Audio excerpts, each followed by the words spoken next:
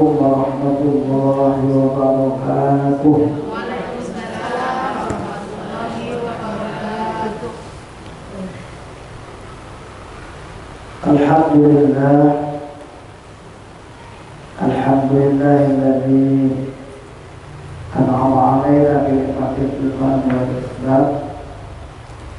Wassalatu wassalamu ala sayyidil anam Sayyidina Maulana Muhammadin wa ala alihi wa ashabihi ya nabi'il ulum wal hikam.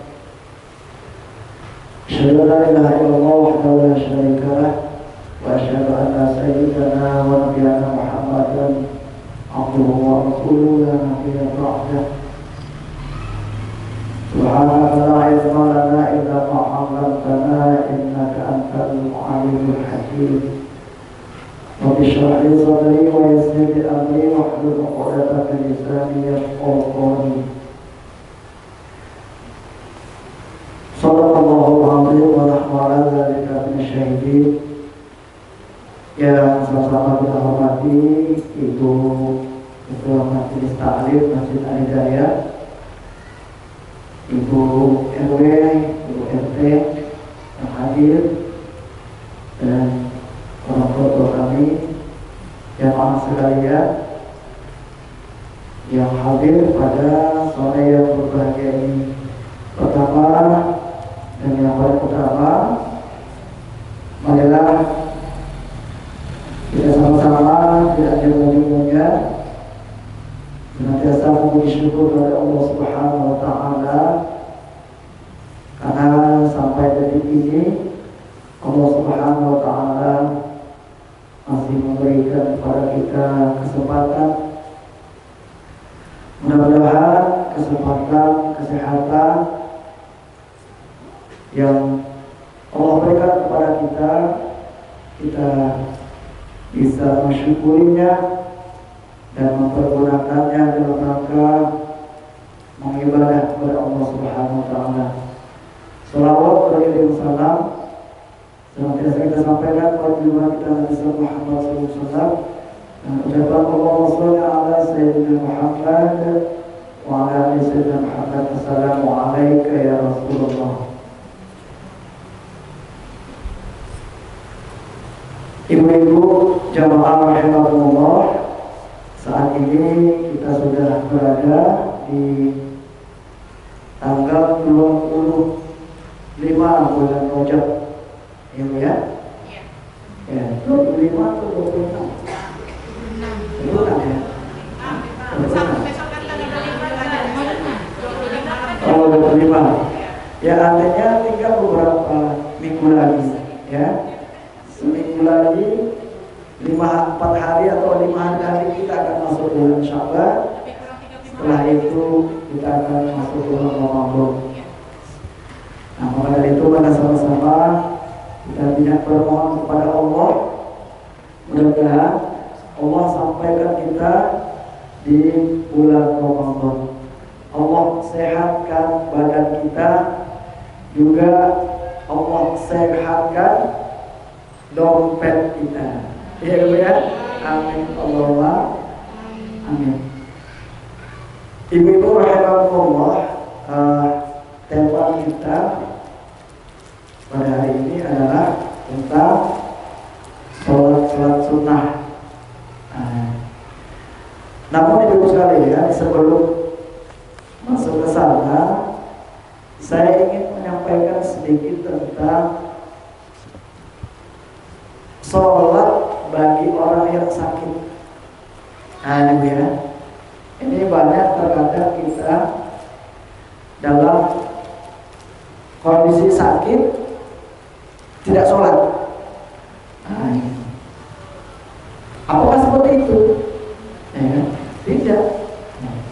Selagi akal kita, selagi pikiran kita masih sehat, kita masih punya kewajiban. Walaupun dalam kondisi sakit yang seperti apapun. Makanya kadang kan karena diinfus, ya kan, karena tidak bisa duduk, karena berbaring, ya kan, sehingga kita tidak sholat. Nah, atau dalam kondisi sakit yang begitu berkepanjangan, ya, dalam kondisi stroke dan sebagainya, ya, maka saya dulu pernah diajari satu doa oleh guru saya,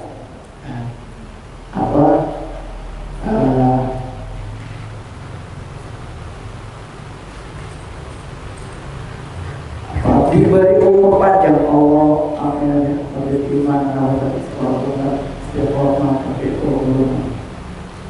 wal a'maru tawilah fi ta'atika ya Allah.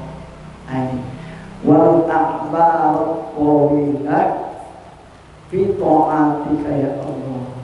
Ya Allah, berikanlah aku umur yang panjang, tapi umur yang bisa untuk taat. Artinya jangan sampai kita dikasih umur oleh Allah sehingga nggak bisa taat. Dikasih umur panjang tapi dalam kondisi payah.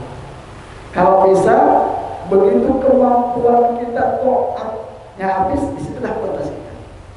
Ya, artinya kita tidak diberi umur dalam kondisi payah untuk beribadah. Ada kan ya, ada orang dia wafatnya dalam kondisi baik, ya kan, dalam kondisi sehat kemudian meninggal, ya kan, sakit sebentar langsung. Atau ingin kita diberi umur orang panjang dalam kondisi payah, berbaring lama, tidak ibadahnya, sholatnya payah, mau nggak begitu? Maka banyak doa ini, ya, diberi umur panjang untuk taatnya. Umur panjang, batas umur kita, ya, batas taat saja. Jangan sampai dikasih umur panjang tapi nggak bisa taat. Ya.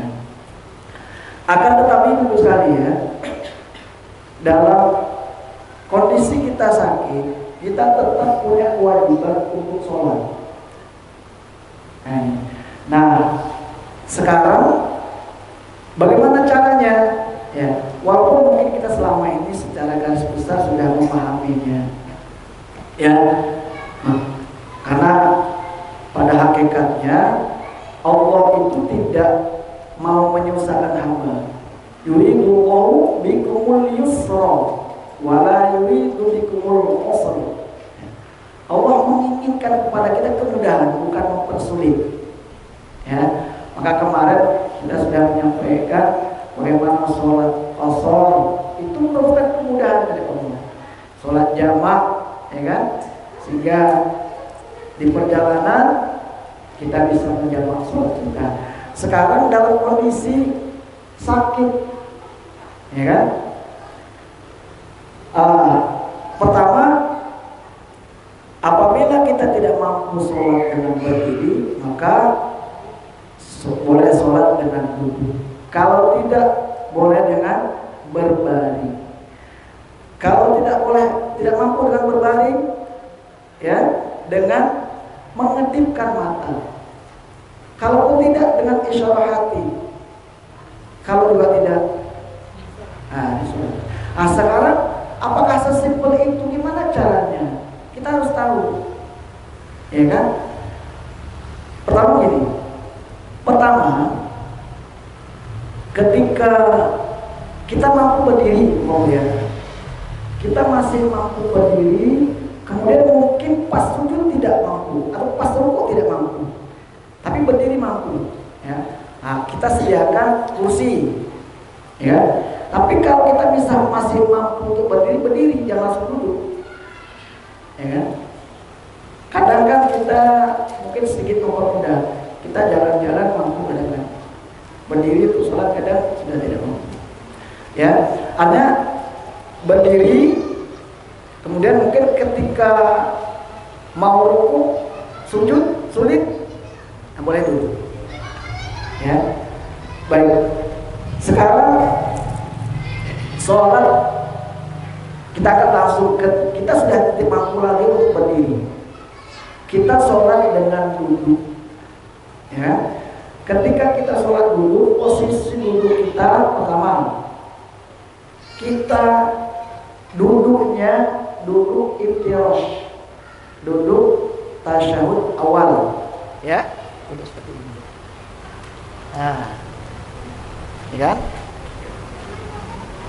Kemudian, kalau semampunya, kalau memang tidak mampu sempurna iftirash, ya semampunya. Kalau mungkin sulit iftirash, boleh bersila semampu kita. Tapi kalau memang mampu untuk iftirash, alahkan iftirash dulu. Ya kan? Ya, karena nanti nilainya beda nanti. Ya, nilai utamanya yang tinggi adalah iftirash. Kalau nggak mampu iftirash, ya semampu kita. Tapi posisi dulu. Kalau kita mampu masih dulu. Kemudian setelah itu, ya, niatnya seperti biasa, bacaannya seperti biasa. Nah, sekarang posisi ruku, ya, posisi ruku. Cara ruku, kepala minimal harus melewati lutut. Maka ada mengatakan kalau kepala tidak melewati lutut ini tidak sah. Nah, ya, ibu ya, gampang ya, akan lewat dulu. Jangan nanti begini, akan pun lewatnya. Maju sedikit. Oh. Ruku gampang ya, boleh. Untuk sujud, kalau memang kita masih mampu untuk sujud, karena memang posisi sujudnya, ya mau namanya sujud ya harus sujud. Sujud seperti biasa kalau masih mampu. Bahkan dikatakan ada orang dia mampu sujud, ya. Tapi untuk bangun tidak mampu, dibantu. Masalah seperti itu, dibantu untuk bangun dan sujud. Kalau memang masih mampu, kalau tidak, ya bukan lebih daripada rukuk tadi. Sudah cukup ya, kalau misalnya. Paham ya? Kalau mampu dalam kondisi duduk. Sekarang duduk sudah benar. Ya, posisi berbalik.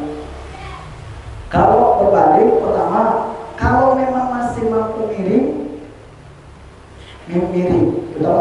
Jadi berdiri, duduk, miring, kemudian berbalik. Itu urutannya. Kira-kira kalau posisi kita sakit tidak bisa untuk berdiri, kalau duduk misalnya mana bagus duduknya begini, yang normal begini atau duduk di kursi, Ustaz? Kadang ada juga tengok orang di kursi itu. Ya. Kadang dia dari tegak, dia di nanti memang kursi di belakang, jadi nanti dia senang duduk gitu. Ya. Kalau mungkin dia tanpa alat bantu, dia masih mampu untuk duduk seperti ini. Dan dia masih bisa untuk sujud sempurna begini. Kalau punya kursi kan udah gak mampu. Ya kan? Kalau Muhammad dia masih mampu untuk sujud, ya kan? Mungkin ada sedikit lain, tapi dia masih bisa untuk sujud, posisi duduk seperti itu. Kalau memang dia tidak mampu lagi, payah mungkin untuk alat bantu pakai kursi itu. Dan urutannya, ya seperti ini. Karena yang namanya sujud itu harus menempelkan. Nah itu dia. Ya, kalau masih mampu ya. Tapi kalau memang sudah tidak mampu, maka urutan kedua sujud dengan kondisi membungkuk lebih. Nah, itu ya. Tapi sekali lagi kalau masih mampu, kadang masih mampu dia. Bahkan ulama fikih kalau memang dia masih mampu untuk sujud, berat mungkin untuk bangun, dibantu oleh sampai seperti itu. Hah? Nah, kalau memang tidak memungkinkan kan tidak ada ya, mungkin posisi seperti ini. Hah? Ini masih urutan kedua. Bisa dibengkokkan. Ya, ayo, nanti urutan masih ya bab berikutnya. Dia duduk sudah tidak mampu, gitu. Atau dia duduk iftirash tidak mampu, dia mungkin karena kondisi sakit, akhirnya awalnya dulu. Iya, wajar Ustaz. Ya. Nah, kemudian duduk masih bisa ya. Duduk bisa misalkan kalau memang ini posisi yang terakhir itu baring nanti. Kalau kita baring, dia duduk tidak mampu, berbaring tidak mampu, mampunya terlentang, ya kan ada tahu. Nah, gimana caranya? Posisi kepala harus dinaikkan, biar dada ini menghadap kiblat.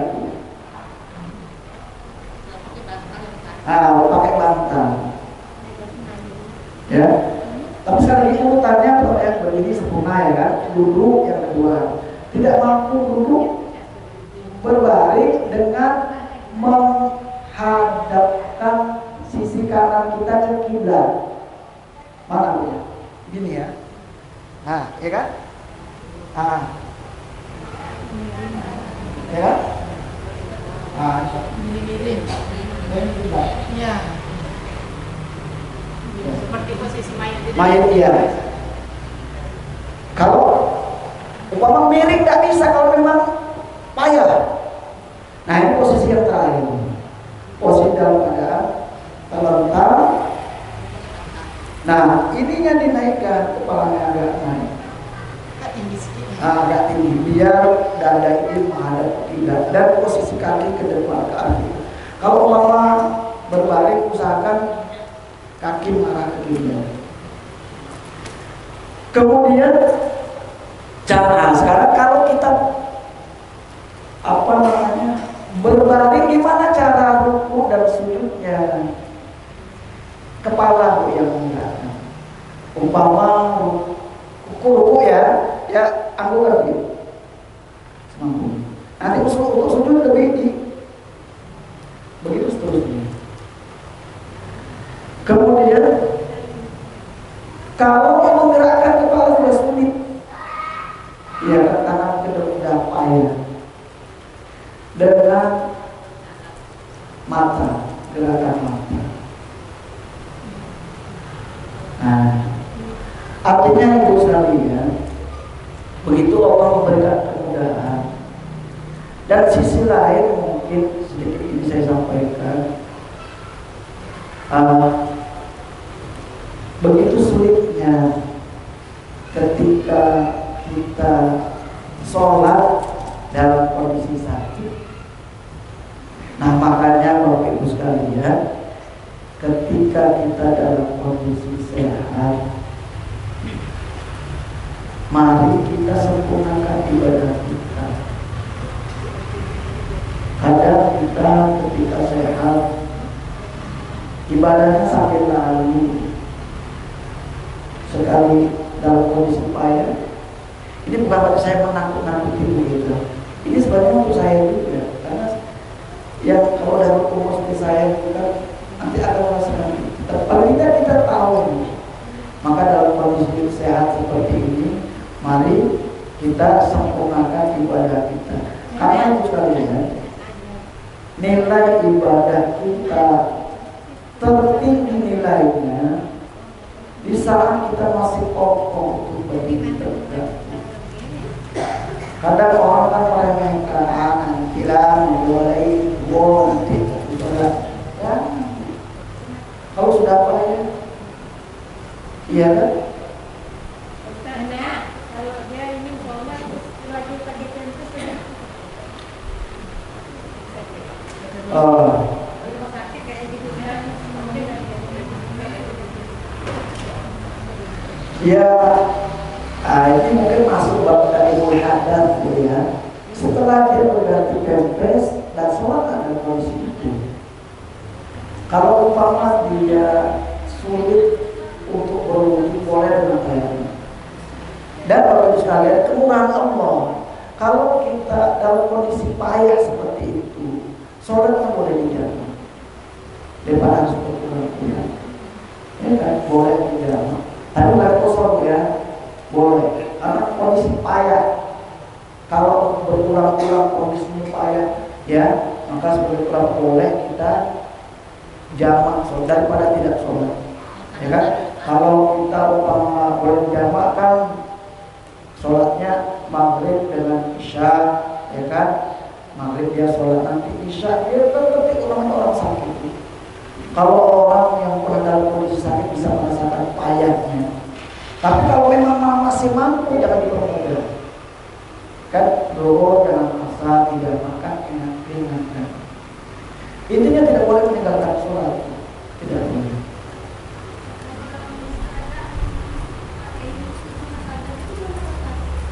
Nah, itu tadi selagi masih dalam kondisi sadar, akal dan pikiran. Kalau tidak sadar, nah itu Robi al-Qalam namanya, ya, Robi al-Qalam. Dalam kondisi tidak sadar, maka tidak ada kewajiban. Nah, makanya begini, kemarin sudah dijelaskan. Nah, boleh kita menjamak, Bu, ya Bu ya. Kalau dalam kondisi kita mau dioperasi nih, ya, boleh kita jamak. Umpama ibu akan dioperasi pada pukul 1, ya. Kemungkinan besar asal itu belum sadar, karena lama. Nah, zuhur itu dijamak. Sabtu kan jam 12 masih bisa sholat, toh? Jamak asar itu, ya, jamak. Karena kemungkinan kalau orang masih jam 1, jam 2, jam 3, jam 4 belum, maka diperbolehkan jamak. Nah, begitulah tuntunan sholat itu, ya. Maka kita jangan sekali-kali mempermudah masalah sholat, ya. Apalagi maaf tanya nak, kita sholat, mana mau nak terlebih ya apa dia keturunan, mak tu ada. oh iya, ya, ini masalah. Kalau umpama kita ragu, ya, kita ambil yang mantepnya. Kalau umpama kita ragu di 4 atau 3, yang pasti kita sudah melaksanakan 3-nya. Berarti nanti 4-nya ditambahin. Setelah itu kita sujud sawi sebelum salam. Iya, ya kan, karena ragu memang, iya, kadang kita ragu, ya. Ragu. Maka ambil hukum yang awal, hukum dasarnya, bahwa kita sudah 3. Berarti yang 4 kan masih ragu, toh? Mantap kan yang 3, berarti yang pasti kita sudah 3, tambah 1 lagi 4. Nah, dia ambil hukum yang awal, yang yakin.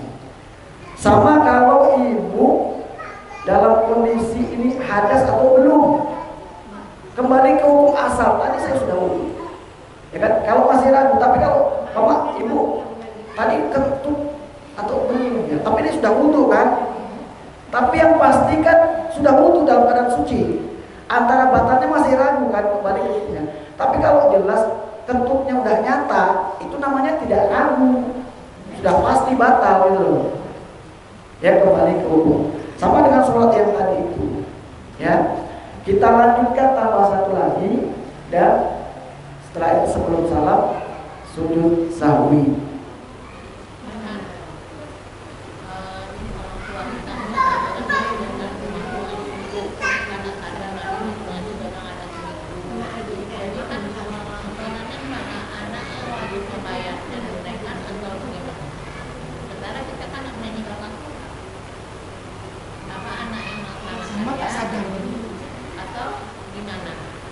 Iya, kembali itu dalam kondisi tidak sadar.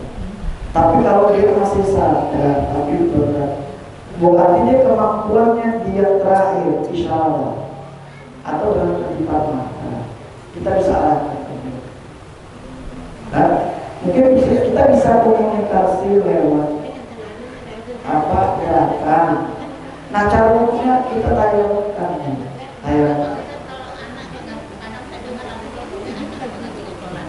Dan kalau puasa ya dibiarkan, ya. Jadi kita. Kalau sedang, Karena ibu saya ambil ibunya. maksudnya Bu? Kayak Iya. boleh dong. Kita kan ibu tidak bisa kayak ambil ibu. Iya, ini yang diperbolehkan tayamum. Di antaranya kan yang diperbolehkan tidak ada air atau ada air tapi tidak bisa menggunakannya, tidak boleh. Ya, karena memang payah. Pasang Pak ya. Ya, boleh tayamum. Iya. Jadi apa namanya? Itulah kondisi ketika tadi masalah sholatnya orang sakit jelas Bu ya, tata caranya, ya kan? Apa kalau memang masih mampu untuk sholat baik itu dengan kedipan mata sholat, ya, karena dia kalau masih akal dan pikirannya masih sehat, berarti dia masih termasuk mukallaf, orang-orang yang masih dibebani untuk melaksanakan perintah Allah. Apalagi kita yang dalam keadaan sehat, ya Bu ya, maka jangan pernah sekali meninggalkan sholat. Baik Bu sekalian, saya ingin menyampaikan sedikit sholat sunnah. Ini nanti kan kita sebentar lagi bulan Ramadan, ya, maka kita persiapkan ibadah kita, sholat sunnah kita, ya kan? Karena di bulan Ramadan itu orang yang mengamalkan satu amal fardu itu pahalanya ditulis 70 kali 70 kali amal fardu di bulan lain. Satu kali kita melaksanakan amal fardu di bulan Ramadan ditulis 70 kali amal di bulan Ramadan. Orang yang mengamalkan amal sunnah pahalanya sama dengan melaksanakan amal fardu di bulan lain. Begitulah pahalanya.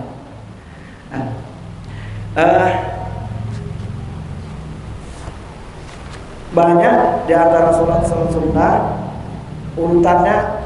Yang pertama adalah sholat rawatib, ya, sholat rawatib. Sholat rawatib tahu ya? Sholat rawatib itu sholat yang mengiring-iringi sholat fardu. Nah, nanti ini ada yang muakkad dan ada yang ghairu muakkad. Ya, yang muakkad itu yang dikuatkan, yang Nabi senantiasa melaksanakannya. Namun yang ghairu muakkad juga dianjurkan. Ya. Kalau kita lihat di hadis-hadis lain seperti itu. Nah, di dalam hadis, ya, man sobaro alas natai asyrata rakaah, ya, banallahu azza wa jal baitan fil jannah. Barang siapa yang menjaga sholat sunnah 12 rakaat selain fardu, ya, maka Allah akan bangunkan untuknya satu rumah, satu surga, satu istana di surga. Bayangkan kita hari ini kalau ada seseorang yang memberikan kita satu rumah mewah dengan fasilitas lengkap, semua free, semua gratis. Coba, rumah lengkap dengan apa isi, kemudian listrik tidak bayar, air tidak bayar, semuanya disediakan, pembantu iya, bahkan jaminan hidup semuanya ditanggung sampai mati. Kira-kira gimana? Senang gak kita? Ini yang jamin Allah Bu di surga. Banallahu baitan fil jannah. Sudah disediakan satu rumah di surga Bu, coba. DP-nya cuma 12 rakaat Bu, coba. Tapi yang menjaganya Apa itu? Pertama, arba'an qabla zuhur, 4 rakaat sebelum zuhur. Bahkan 4 rakaat sebelum zuhur ini bisa mengganti sholat malam utama. Ya, karena orang yang menjaga sholat sunnah otomatis dia akan menjaga sholat fardunya. Ba'da zuhur 4 rakaat. Ya, sebelum ini yang muakkad ya, nanti ada yang ghairu muakkad. Yang dikuatkan 4 rakaat sebelum zuhur, wa rakaatain ba'daha, 2 rakaat sesudahnya. Nah, ini. Tapi nanti di dalam hadis lain 4 rakaat sesudah zuhur ada juga, tapi yang 2 rakaat berarti apa? Ghairu muakkad. Yang dikuatkan 4 rakaat sebelum zuhur, 2 rakaat sesudah zuhur. Ya. Tapi bukan yang 4 rakaat sesudah zuhur. ada juga nanti hadis lain. Oh, gitu. 4 rakaat. Artinya 4 rakaat. Kalau kita melaksanakan 4 rakaat sesudah zuhur, yang 2 rakaat itu ghairu muakkad. Nah, tapi yang jelas yang muakkadnya 4 rakaat sebelum zuhur, 2 rakaat sesudah zuhur. Berapa nih? 4, 2, 6. Dia 12 ya. Dia 12.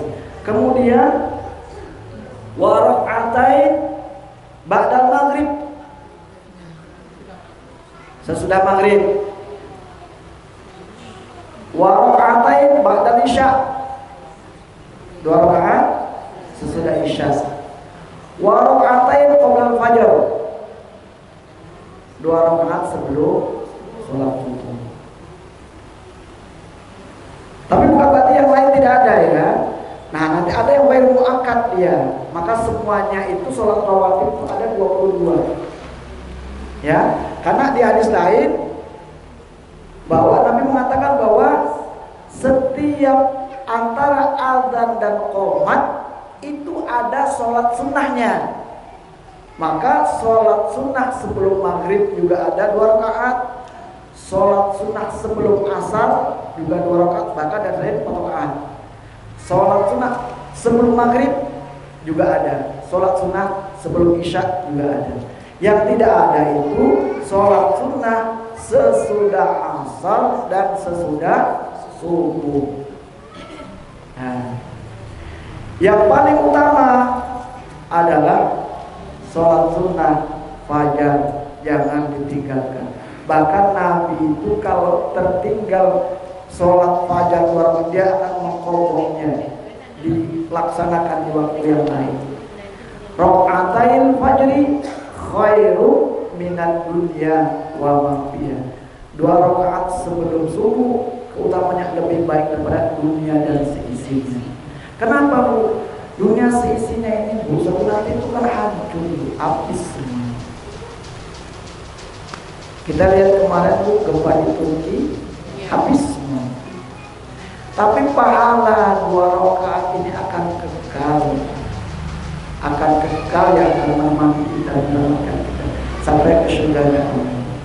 Tapi kadang kita begitu meremehkannya, maka dijaga ya. Maka masobaro ala natai asyrata rakaat, barang siapa yang menjaganya, ya menjaganya, ini yang dijaga ya, menjaganya ya, maka mulai sekarang Ibu ya dibiasakan agar nanti di bulan Ramadan momen kita untuk mentarbiyah diri kita.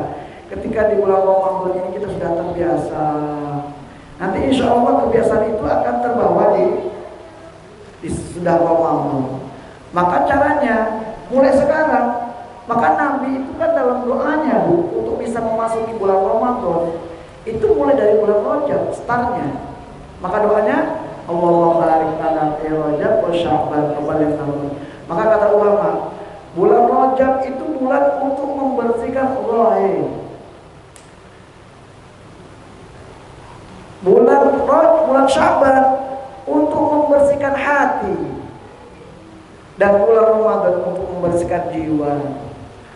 Maka orang yang ketika bulan Rajab dia sudah membersihkan zahirnya, ya, banyak minta maaf, mungkin yang banyak hutang mulai di, sehingga ketika di bulan Rajab dia sudah mulai membersihkan zahirnya, maka bulan Syaban akan mudah membersihkan hatinya.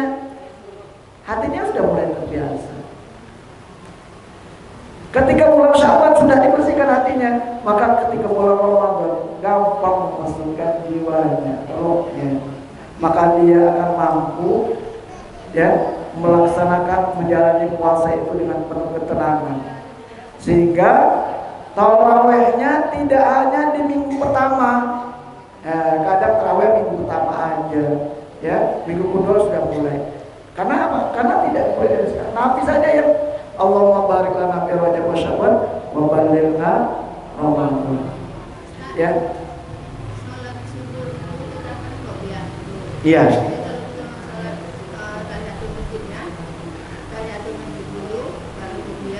Ya, kalau memang waktunya panjang.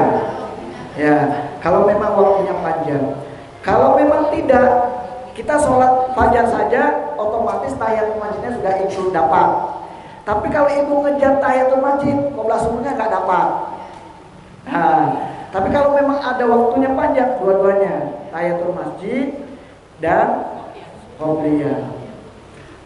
Kemudian lanjut sedikit setelah kita sholat fajar, maka di dalam hadis itu barang siapa yang sholat subuh berjamaah, kemudian dia lanjutkan dengan berzikir, kemudian dia melaksanakan sholat sunat 2 rakaat, sholat isyraq, maka dia akan mendapatkan pahala haji dan umrah taman 3 kali.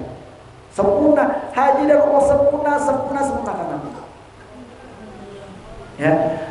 Sedikit kemudian Nabi sampaikan lagi, janganlah kamu tinggalkan dalam hadis itu 4 rakaat di awal hari, maka Allah akan selesaikan urusan pada hari itu.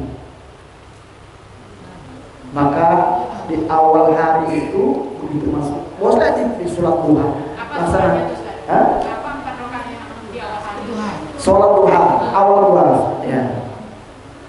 Maka Allah akan selesaikan masalah hari. Ini di sini saya sedikit terakhir ya. Saya akan membacakan tentang sholat duha. Sebenarnya banyak ini hadisnya.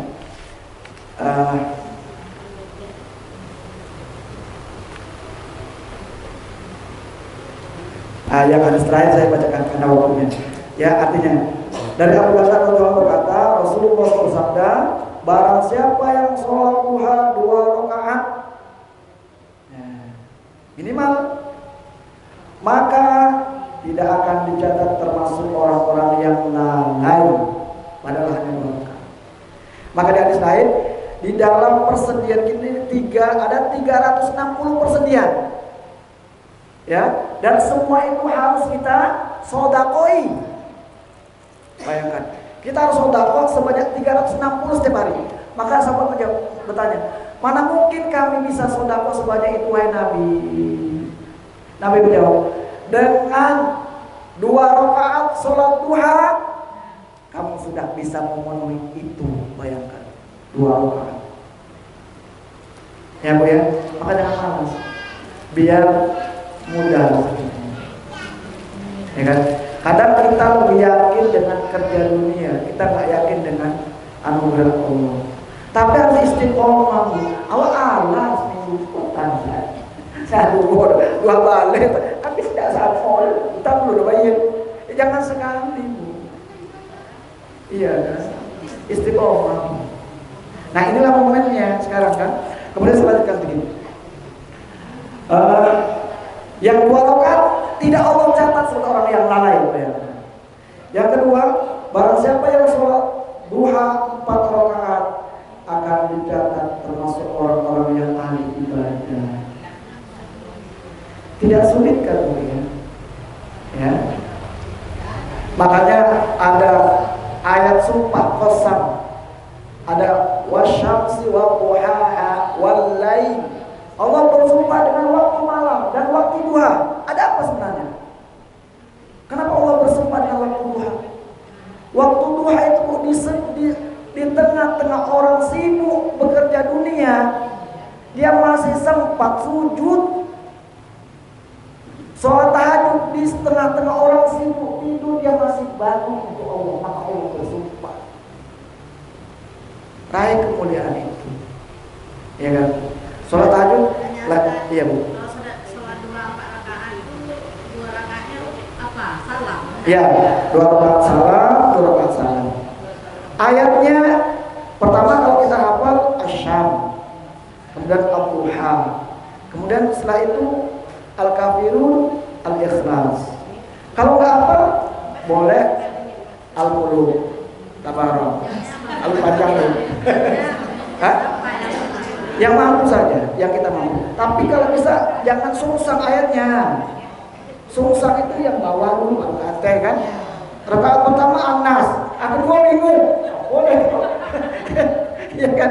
Minimal yang pertama Al-Kafirun ya toh. Idza jaa kan Al-Lahab. Ya 40. Ya kan? 4 rakaat dicatat oleh Allah sebagai orang yang ahli ibadah. Masyaallah. Kemudian barang siapa yang sholat 6 rakaat akan dicukupi pada hari itu. 4 rakaat belum Ustaz? 4 rakaat belum ada hikmahnya belum? Ya. Ahli ibadah ditulis orang yang ahli ibadah. Barang siapa yang sholat 6 rakaat akan dicukupi pada hari itu. Ya, dicukupi insyaallah. Allah mudahkan. Allah gerakkan hati kita untuk berjalan menggapai rezeki kita, mudah rasanya. Bukan langsung datang kayak hujan, bukan Bu, tapi Allah gerakkan hajat kita, keperluan kita, Allah selesaikan semua. Masalah anak, masalah rezeki, ya kan?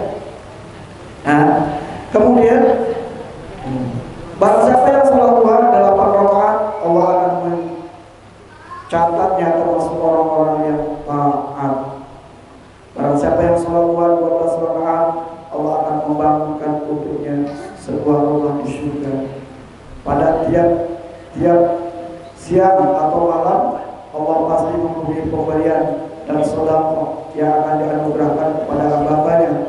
Allah tidak pernah menganugerahkan kepada salah seorang hambanya suatu nikmat yang lebih utama daripada ilham untuk mengingatnya. Maka misalnya tanda-tanda Allah mencintai seorang hamba, Allah berikan kekuatan untuk mentaatinya. Ini bukti Allah cinta kepada kita. Amalin. Ya, kalau udah itu bahasanya ya. Maka tadi mana? Banyak mohon. Ya Allah, a'inna ala dzikrika. Ya Allah, beri saya kemampuan untuk mentaati ya Allah. Nabi ajarkan itu. Ya Bu ya.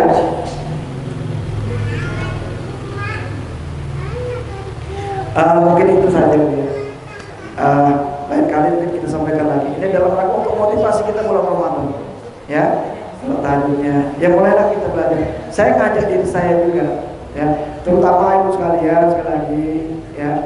Selagi kita masih sehat, mari kita sempurnakan ibadah, perbaiki ibadah kita, ya, bacaannya, khusyuannya, ya, sehingga Allah ya tampakkan apa namanya asal daripada ibadah kita, ketenangan jiwa. Buah dari ibadah itu kan hati yang tenang. Maka hati yang tenang, orang yang tenang hatinya nanti akan diseru oleh Allah. Ya ayyuhan nafsul mutmainnah, wahai jiwa yang tenang. Dari mana ketenangan itu dia dapatkan? Buah daripada ibadahnya ya di dunia. Maka khawatir kalau hari ini orang kok resah sepanjang itu, khawatir bukan termasuk orang-orang yang diseru oleh Allah. Maka perbaiki ibadah kita, banyak mohon, ya, sehingga kita dapatkan ketenangan itu. Maka kita nanti termasuk orang-orang yang akan diseru oleh Allah. Fadkhuli min ibadi wadkhuli jannati. Bapak sekalian, mungkin ini yang dapat saya sampaikan. Kurang lebihnya mohon maaf. Subhanallah wa bihamdika, asyhadu an la ilaha illa anta, astaghfiruka wa atubu ilaik. Assalamualaikum warahmatullahi wabarakatuh.